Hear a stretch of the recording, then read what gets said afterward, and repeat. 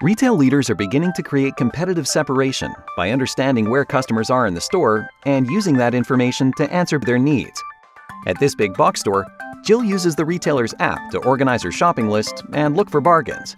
The store's Bluetooth-equipped lights sense her phone and understand her location as she moves through the displays. Her experience shows what studies have found.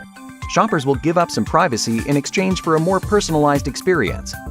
When Jill enters the health section, her phone lights up with a coupon for a branded headache reliever, a higher margin product than she usually buys.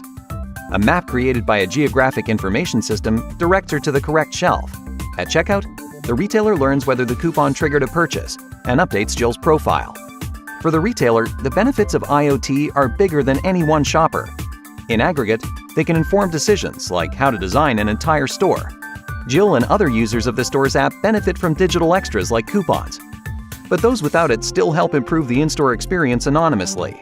By triangulating the signals, the store can understand shoppers' movements, answering questions like, which product locations drew the most attention? And what did our customers most enjoy?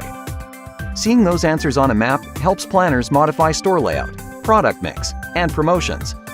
That, in turn, enhances retail success, allowing traditional companies to close the online gap.